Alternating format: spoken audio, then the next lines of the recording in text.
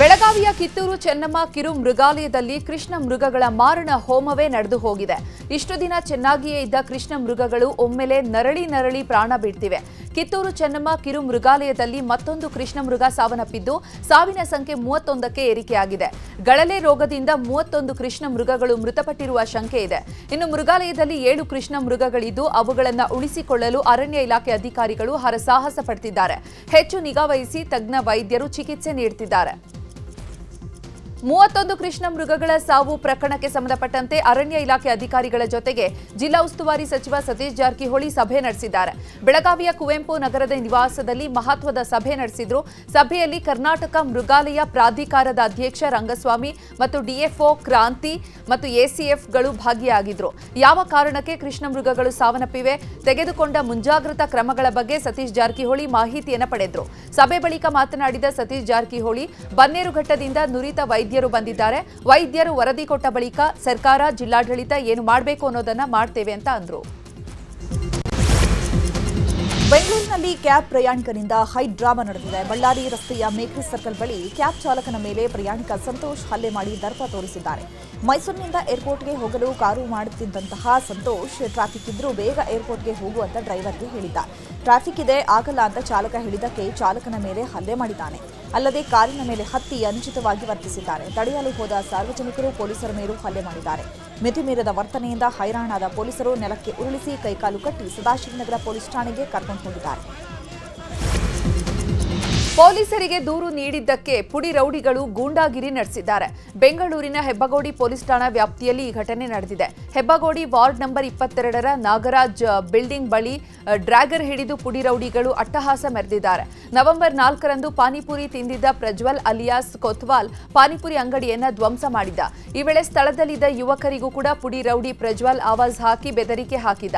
ಈ ಸಂಬಂಧ ಸ್ಥಳೀಯರು ದೂರು ನೀಡಿದ್ರೂ ಪುಡಿ ರೌಡಿಗಳು ಪೊಲೀಸ್ ಅರೆಸ್ಟ್ ಮಾಡಿಲ್ಲ. ಪುಡಿ ರೌಡಿಗಳ ಆತಂಕದಲ್ಲಿ ನಿವಾಸಿಗಳು ಕಾಲ ಕಳೆಯುತ್ತಿದ್ದಾರೆ. ರಾಜ್ಯದಲ್ಲಿ ಅತಿ ದೊಡ್ಡ ಸೈಬರ್ ವಂಚನೆ ನಡೆದಿದೆ. ಬೆಂಗಳೂರಿನಲ್ಲಿ ಐಟಿ ಉದ್ಯೋಗಿ ಮಹಿಳೆಯೊಬ್ಬರಿಗೆ ಬರೋಬ್ಬರಿ 31 ಕೋಟಿ ರೂಪಾಯಿ ವಂಚಿಸಲಾಗಿದೆ. 180ಕ್ಕೂ ಹೆಚ್ಚು ಟ್ರಾನ್ಸಾಕ್ಷನ್ಗಳ ಮೂಲಕ ಇಂದಿರಾನಗರ ನಿವಾಸಿಯೊಬ್ಬರಿಗೆ ಸೈಬರ್ ಚೋರರು ವಂಚಿಸಿದ್ದಾರೆ. ಈ ಸಂಬಂಧ ಪೂರ್ವ ವಿಭಾಗ ಸೆನ್ ಠಾಣೆಯಲ್ಲಿ ಪ್ರಕರಣ ದಾಖಲಾಗಿದೆ. ಹಣ ವಾಪಸ್ ಕೊಡಿಸುವ ಪ್ರಯತ್ನ ಆಗ್ತಾ ಇದೆ ಅಂತ ಗೃಹ ಸಚಿವ ಪರಮೇಶ್ವರ್ ಹೇಳಿದ್ದಾರೆ. ರಾಯಚೂರು ನಗರದ ಪಶ್ಚಿಮ ಠಾಣೆ ಪೊಲೀಸರು ಭರ್ಜರಿ ಕಾರ್ಯಾಚರಣೆ ನಡೆಸಿದ್ದಾರೆ. ಕಳ್ಳತನ ಪ್ರಕರಣ ಭೇದಿಸಿ 32 ಲಕ್ಷ ರೂಪಾಯಿ ಮೌಲ್ಯದ ಚಿನ್ನಾಭರಣವನ್ನು ವಶಕ್ಕೆ ಪಡೆದಿದ್ದಾರೆ. ನಗರದ ಪಶ್ಚಿಮ ಪೊಲೀಸ್ ಠಾಣಾ ವ್ಯಾಪ್ತಿಯಲ್ಲಿ 3 ಮನೆಗಳಲ್ಲಿ ಕಳ್ಳತನ ನಡೆದಿತ್ತು. ಮೈಸೂರಲ್ಲಿ ಸದ್ದಿಲ್ಲದೆ ಯುವಕರ ಕೈಗೆ ಗಾಂಜಾ ಮತ್ತು ಡ್ರಗ್ಸ್ ಸೇರ್ತಾ ಇದೆ. ಕಗ್ಗತ್ತಲೆಯಲ್ಲಿ ಧಮ್ ಮಾರೋ ಧಮ್ ಅಂತ ಹುಡುಗರು ಗಾಂಜಾ ಸೇದುವಂತಹ ದೃಶ್ಯಗಳು ಸ್ಥಳೀಯರ ಮೊಬೈಲ್ನಲ್ಲಿ ಸೆರೆಯಾಗಿದೆ. ಪ್ರಶ್ನೆ ಮಾಡಿದ್ರೆ ಅವರ ಮೇಲೆಯೇ ಹಲ್ಲೆಗೆ ಯುವಕರು ಮುಂದಾಗಿದ್ದಾರೆ. ಮಹೇಶ್ ತಿಮರೋಡಿ ವಿರುದ್ಧದ ಗಡೀಪಾರು ಆದೇಶವನ್ನು ಹೈಕೋರ್ಟ್ ರದ್ದುಪಡಿಸಿದೆ. ಹೊಸದಾಗಿ ವಿಚಾರಣೆ ನಡೆಸಿ 15 ದಿನಗಳಲ್ಲಿ ಆದೇಶ ನೀಡಲು ಪುತ್ತೂರಿನ ಉಪವಿಭಾಗಾಧಿಕಾರಿಗೆ ಹೈಕೋರ್ಟ್ ಸೂಚನೆ ಕೊಟ್ಟಿದೆ. ಸೂಕ್ತ ಕಾರಣ, ಸೆಕ್ಷನ್ಗಳೊಂದಿಗೆ ಹೊಸ ಆದೇಶ ಹೊರಡಿಸಲು ಸೂಚನೆ ನೀಡಿದೆ. ಶೌಚಾಲಯಕ್ಕೆ ಅನುದಾನ ನೀಡದ ಗ್ರಾಮ ಪಂಚಾಯಿತಿ ವಿರುದ್ಧ ಯುವಕ ಪ್ರತಿಭಟನೆಗೆ ಕೂತಿದ್ದಾನೆ. ಬೆಂಗಳೂರು ದಕ್ಷಿಣ ಜಿಲ್ಲೆಯ ಮಾಗಡಿ ತಾಲೂಕಿನ ಸೀಗೆಕುಪ್ಪೆ ಗ್ರಾಮ ಪಂಚಾಯಿತಿ ಕಚೇರಿಯ ಬಾಗಿಲಿನಲ್ಲಿ ಮೊಹಮ್ಮದ್ ದಾಸ್ ಪ್ರತಿಭಟನೆಯನ್ನ ಮಾಡುತ್ತಿದ್ದಾರೆ. ಚಕ್ರಭಾವಿ ಗ್ರಾಮದ ಯುವಕ ಮೊಹಮ್ಮದ್ ಸಾದ್ ಪ್ರತಿಭಟನೆಯನ್ನ ಮಾಡುತ್ತಿದ್ದಾನೆ. ಮಂಡ್ಯದಲ್ಲಿ ಖಾಸಗಿ ವಿದ್ಯುತ್ ಉತ್ಪಾದನಾ ಕೆನಾಲ್ಗೆ ಬಿದ್ದು ಕಾಡಾನೆ ಪರದಾಡ್ತಾ ಇದೆ. ಮಂಡ್ಯ ಜಿಲ್ಲೆಯ ಮಳವಳ್ಳಿಯ ಬ್ಲಫ್ ಬಳಿ ಶನಿವಾರ ರಾತ್ರಿ ಕೆನಾಲ್ಗೆ ಆನೆ ಬಿದ್ದಿದೆ.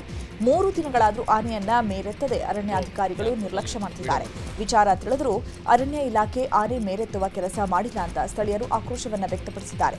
ಆಹಾರವಿಲ್ಲದೆ ಆನೆ 3 ದಿನಗಳಿಂದ ಒದ್ದಾಡ್ತಿದೆ. ರಾಷ್ಟ್ರೀಯ ಹೆದ್ದಾರಿ 206ರಲ್ಲಿ ಕಡೂರು ತಾಲೂಕಿನ ಲಿಂಗ್ಲಾಪುರ ಬಳಿ ಅಕ್ರಮವಾಗಿ ಟೋಲ್ ವಸೂಲಿ ಮಾಡ್ತಾ ಇರುವ ಆರೋಪ ಕೇಳಿಬಂದಿದೆ. ಹೆದ್ದಾರಿ ಉದ್ಘಾಟನೆಗೂ ಮುನ್ನವೇ ಖಾಸಗಿ ಕಂಪನಿ ಟೋಲ್ ಸಂಗ್ರಹ ಮಾಡ್ತಾ ಇದೆ ಅಂತ ಆರೋಪಿಸಿ ರಾಷ್ಟ್ರೀಯ ಹೆದ್ದಾರಿಗೆ ಟ್ರ್ಯಾಕ್ಟರ್ ಅಡ್ಡ ನಿಲ್ಲಿಸಿ ಸ್ಥಳೀಯರು ಪ್ರತಿಭಟನೆ ಮಾಡಿದ್ದಾರೆ.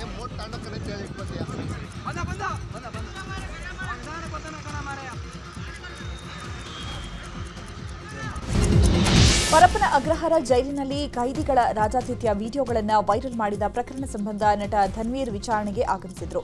ಪರಪ್ಪನ ಅಗ್ರಹಾರ ಪೊಲೀಸ್ ಠಾಣೆಗೆ ಆಗಮಿಸಿದ ಧನ್ವೀರ್ ವಿಚಾರಣೆ ಎದುರಿಸದೆ ಎಸ್ಕೇಪ್ ಆಗಿದ್ದಾರೆ.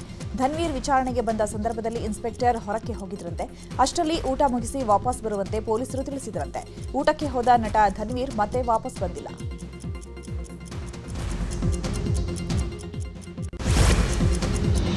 ಬಿಹಾರದಲ್ಲಿ ಹೊಸ ಸರ್ಕಾರ ರಚನೆಗೆ ಎನ್ಡಿಎ ನಾಯಕರು ಸಜ್ಜಾಗಿದ್ದಾರೆ. ಬಿಹಾರದ ಮುಖ್ಯಮಂತ್ರಿ ನಿತೀಶ್ ಕುಮಾರ್ ರಾಜೀನಾಮೆ ನೀಡಿದ್ದಾರೆ. ಇದೇ ನವೆಂಬರ್ 20ರಂದು ನೂತನ ಸಿಎಂ ಪ್ರಮಾಣವಚನ ಕಾರ್ಯಕ್ರಮ ನೆರವೇರಲಿದೆ.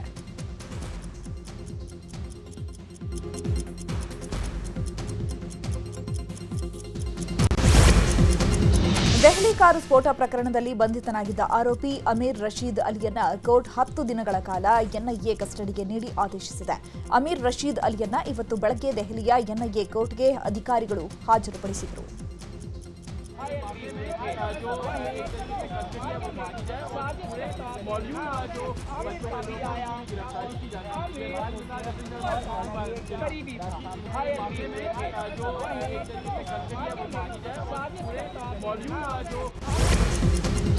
ಸೌದಿ ಅರೇಬಿಯಾದಲ್ಲಿ ಭೀಕರ ರಸ್ತೆ ಅಪಘಾತ ಸಂಭವಿಸಿದೆ. ಡೀಸೆಲ್ ಟ್ಯಾಂಕರ್ಗೆ ಬಸ್ ಡಿಕ್ಕಿ ಹೊಡೆದ ಪರಿಣಾಮ 42 ಮಂದಿ ಭಾರತೀಯರು ಸಜೀವ ದಹನವಾಗಿದ್ದಾರೆ. ಮೆಕ್ಕಾದಿಂದ ಮದೀನಕ್ಕೆ ಹೋಗುತ್ತಿದ್ದಾಗ ಮುಫರಿಹತ್ ಬಳಿಯಲ್ಲಿ ದುರಂತ ಸಂಭವಿಸಿದೆ. ಮೃತರೆಲ್ಲರೂ ತೆಲಂಗಾಣ ಮೂಲದವರು. ಯಾತ್ರೆಗೆ ಹೋದವರು ದುರಂತ ಅಂತ್ಯ ಕಂಡಿದ್ದಾರೆ.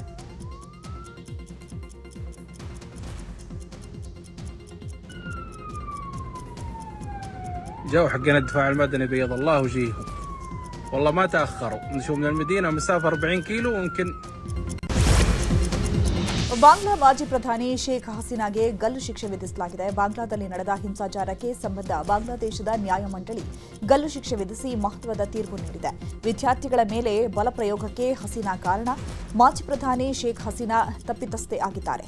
ಹಸೀನಾ ಸೂಚನೆಯಂತೆ ವಿದ್ಯಾರ್ಥಿಗಳ ಮೇಲೆ ಬಲಪ್ರಯೋಗ ಆಗಿದೆ ಅಂತ ಹೇಳಿರುವಂತಹ ಕೋರ್ಟ್ 3 ಪ್ರಕರಣಗಳಲ್ಲಿ ಹಸೀನಾ ತಪ್ಪಿತಸ್ಥೆ ಅಂತ ಘೋಷಿಸಿ ಗಲ್ಲು ಶಿಕ್ಷೆ ನೀಡಿದೆ. ದೆಹಲಿಯಲ್ಲಿ ವಾಯು ಗುಣಮಟ್ಟ ತೀವ್ರ ಅಪಾಯ ಮಟ್ಟಕ್ಕೆ ಕುಸಿದಿದೆ. ಕಳೆದ 2 ರಿಂದ 3 ತಿಂಗಳಿನಿಂದಲೂ ಇದೇ ರೀತಿ ಇದ್ದು ಸರ್ಕಾರ ಏನೇ ಕ್ರಮವನ್ನು ಕೈಗೊಂಡ್ರೂ ಗಾಳಿಯ ಗುಣಮಟ್ಟ ಸುಧಾರಿಸುತ್ತಿಲ್ಲ. 2 ದಿನಗಳ ಹಿಂದೆ ಉತ್ತರ ಪ್ರದೇಶದ ಸೋನಭದ್ರಾ ಜಿಲ್ಲೆಯಲ್ಲಿ ಕಲ್ಲು ಗಣಿಗಾರಿಕೆಯ ಒಂದು ಭಾಗ ಕುಸಿದಿತ್ತು. ರಕ್ಷಣಾ ಕಾರ್ಯಾಚರಣೆ ವೇಳೆ ನಿನ್ನೆ ಓರ್ವ ಕಾರ್ಮಿಕ ಶವವಾಗಿ ಪತ್ತೆಯಾಗಿದ್ದ. ಅವಶೇಷಗಳ ಅಡಿ 12ಕ್ಕೂ ಹೆಚ್ಚು ಕಾರ್ಮಿಕರು ಸಿಲುಕಿದ್ದಾರೆ. ಇಂದು ಕೊನೆಯ ಕಾರ್ತಿಕ ಸೋಮವಾರದ ಹಿನ್ನೆಲೆ ಚಾಮುಂಡಿ ಬೆಟ್ಟದ ನಂದಿ ವಿಗ್ರಹಕ್ಕೆ ಮಹಾಭಿಷೇಕ ಮಾಡಲಾಗಿದೆ. ಬೆಟ್ಟದ ಬಳಗ ಚಾರಿಟಬಲ್ ಟ್ರಸ್ಟ್ ವತಿಯಿಂದ ಬೆಟ್ಟದ ಶ್ರೀನಂದಿಗೆ 20ನೇ ವರ್ಷದ ಮಹಾಭಿಷೇಕ ಪೂಜಾ ಮಹೋತ್ಸವ ನೆರವೇರಿಸಲಾಗಿದೆ. ಒಂದೊಂದು ಅಭಿಷೇಕದ ವೇಳೆಯೂ ಒಂದೊಂದು ಬಣ್ಣದಲ್ಲಿ ನಂದಿಯ ವಿಗ್ರಹ ಕಂಗೊಳಿಸಿತ್ತು. ಲೋಕ ಕಲ್ಯಾಣಕ್ಕಾಗಿ ಮಹಾಭಿಷೇಕ ನೆರವೇರಿಸಲಾಗಿದೆ.